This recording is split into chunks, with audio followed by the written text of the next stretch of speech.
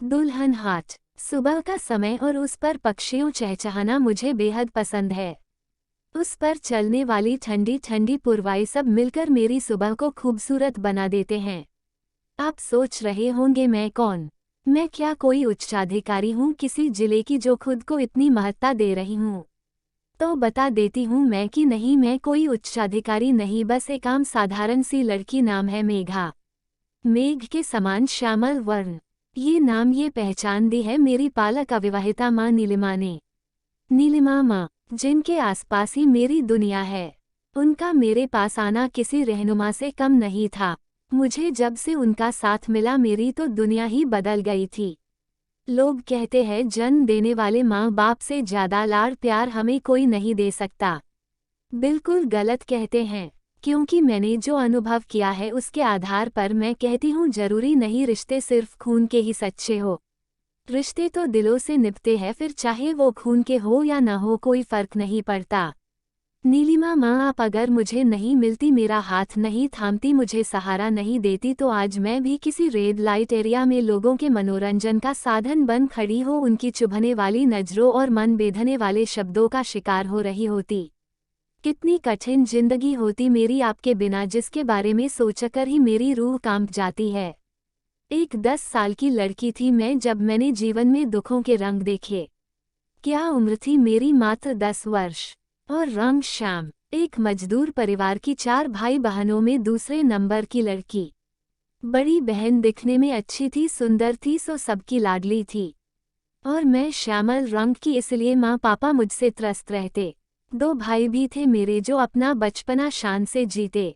जीजी मुझसे 3 साल बड़ी थी। उनसे छोटी एक और लड़की थी जो भगवान को प्यारी हो चुकी थी। इसलिए मुझमें और जीजी में इतना अंतर हो गया। जब सूरज डूबने पर सारी दुनिया सो जाती थी तब मेरे माँ पापा की बातें सन्नाटे को तोड़ती थी, जो कभी कभी मेरे कानों में पड़ जाती थी। पापा अक्सर जीजी को बाजार दिखाने की बात किया करते थे और माँ उनकी बातों को टालते हुए कहती थी, अभी ज्यादा जल्दी है, अभी बाजार दिखाओगे लड़की को तो मनचाही बात न बनेगी। लड़कियों की तो सुंदरता ही भावे है जमाने को, और अपनी लड़की के तो उभार भी न ढंग से हुए हैं, और फिर महीने से शुरू हो जाए तो कछू बात बने। उनकी बातें बाल सुलभ मन को उस पल समझ नहीं आती थी। वो किस बारे में बात कर रहे हैं? कहाँ समझ थी इतनी कि बाजार दिखाने के नाम पर हमारे समाज का एक विशेष तबका मजबूरी में या रिवाज के नाम पर अपनी लड़कियों को दुल्हन वाले हाथ में बेच देता है, जो या तो उन्हें ऐसे घर में पहुंचाते हैं जिन घर में चिरागों की रोशनी मौजूद नहीं हो, या फिर उनसे खेलकर वैश्यावृत्ति के कारोबार में धकेल देते हैं। लड़कियों के जन्म पर वहां उत्सव इसलिए मनाए जाते हैं ताकि उन्हें आगे आर्थिक लाभ हो सके। एक दिन सुबह सुबह माँ जीजी को खूब सजा संवार रही थी। जीजी भी खूब मन से सज रही थी। लाल लाल लिपस्टिक, माथे पर बेंदी तो कानों में झुमके, हाथों में चूड़ियां तो पैरों में पायल। दुल्हन की तरह श्रृंगार किया था दीदी का। दीदी को इतना सजता संवरता देख बाल मन भी ललचा गया। माँ से सजने की जिद करने लगी। माँ ने खिसियाकर गालों पर थप्पड़ जड़ दिया। फरमान सुनाते हुए कहने लगी, संजना, संवरना तो गोरी लड़कियों पर शोभा देता है, तुझे सज संवर कर तमाशा थोड़े ही बनाना है अपना। बाल सुलभ मन कहाँ माँ की बातों का बुरा मानता है। सो मैंने भी नहीं माना, फिर भी सज संवर कर जीजी के साथ जाने की जिद करने लगी। वही पैर पटक कर बैठ गई थी मैं, और माँ पापा को गुस्सा दिखाने लगी। बाजार देखने का मोह मन में जोर पकड़ रहा था। मेरे मोहल्ले पड़ोस की लड़कियां बाजार तो जाती दिखती थी, लेकिन बाजार से वापस आती नहीं दिखती थी। मन सवालों से घिर जाता था मेरा। आखिर बाजार में ऐसा क्या था जो सब वहां सज संवर कर जाती तो थी लेकिन कोई लौटती नहीं थी। कितनी ही रस्में कराई जाती थी घर से निकलते समय। थापे देना जो समृद्धि का प्रतीक था, तो वहीं अनाज की बारिश कराना जिससे उनके घर से जाने के बाद भी घर धन धान्य से परिपूर्ण रहे। द्वार पूजा, गौ पूजा, और सबसे अंत में मुड़कर न देखना। न जाने कितनी ही रस्में निभाकर लड़की जाती थी। ठाठ से सवारी निकाली जाती और सड़क पर जाकर एक गाड़ी में लड़की अपने पिता के साथ बैठ जाती। फिर लौटकर चेहरे पर प्रसन्नता के भाव रखे उसके पिता ही लौटकर आते, वो लड़की बाजार की गलियों में न जाने कहाँ गुम हो जाती। और मैं सोचा करती उसे रास्ता नजर नहीं आता या फिर कोई दूसरा रास्ता पकड़कर दूसरे रास्ते पर चली जाती किसी गुमनाम मंजिल की तलाश में। क्या बाजार की रौनक इतनी लुभावनी होती है जो एक बार जाने के बाद वहां से निकलने का मन ही नहीं करता।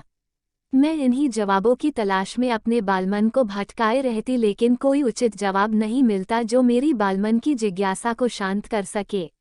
अपने छोटे से घर के आंगन में पैर पटक कर बैठी हुई मैं जब चुप नहीं हुई तो पापा ये कहकर मुझे भी बाजार ले गए, बड़ी बहन का मोह है, शायद इसलिए जिद कर रही है, एक बार दिखा ही लाता हूँ, इससे हमें भी ये पता चल जाएगा छोरी को आगे पालना भी है या नहीं।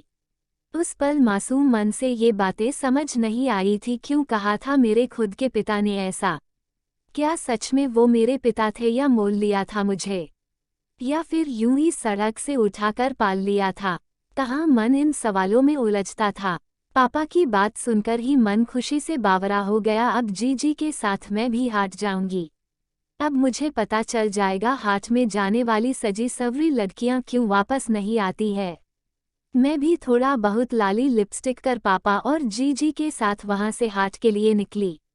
रास्ते में जो भी जान पहचान का मिलता तो उन्हें मुस्कुराते हुए उत्साह में दुआ सलाम करने लगती, हालचाल पूछ लेती। हालचाल पूछते हुए मेरी नज़र गाड़ी के दूसरे छोर पर पास बैठी जीजी पर पड़ी जो डरी सहमी घबराई सी सिमटी हुई बैठी हुई थी।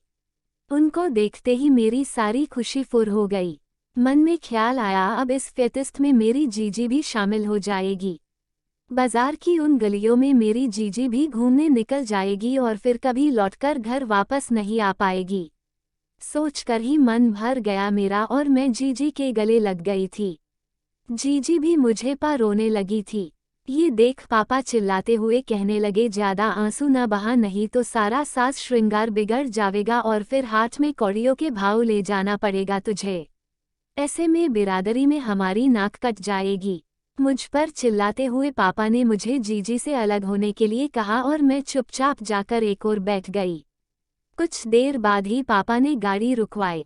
मैंने उत्सुकतावश नज़र उठाकर देखा तो वो हाट बिल्कुल अलग जान पड़ा मुझे। वहाँ न ही कोई खिलौने की दुकान थी और न ही कोई मिट्टी के बर्तनों की सजावट भरी टपरी।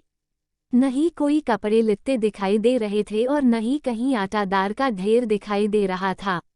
उस हाट में बस एक ही बात नजर आ रही थी, वहाँ मेरी जीजी की तरह और भी कुछ लड़कियां सजी संवरी बनी ठनी खड़ी हुई थी, जिनके आसपास कुछ एक लोगों की भीड़ लगी थी। उनके साथ इक्का दुक्का महिलाएं भी थी जो लड़कियों को अपने साथ एक कपड़ों की चाहर दीवारी से बनी झोपड़ी में ले जाती और कुछ देर बाद वापस ले आती। फिर वो साथ आए व्यक्ति से इशारे से कुछ कहती थी और बनी ठनी लड़की के पिता की ओर एक सफ़ेद लिफाफा बढ़ाती जिसे लेकर वो लड़की को उनके साथ भेज देते। ये कैसी रीत है, क्या रिवाज है, ये मुझे कुछ समझ नहीं आया। लेकिन बालमन अपनी बचपन की हमराज जीजी से बिछड़ने के ख्याल से दुखी होने लगा था। कुछ ही देर में जीजी के साथ भी वही सब घटना घटने लगी जो मैं अब तक दूर से दूसरी लड़कियों के साथ घटता देख रही थी।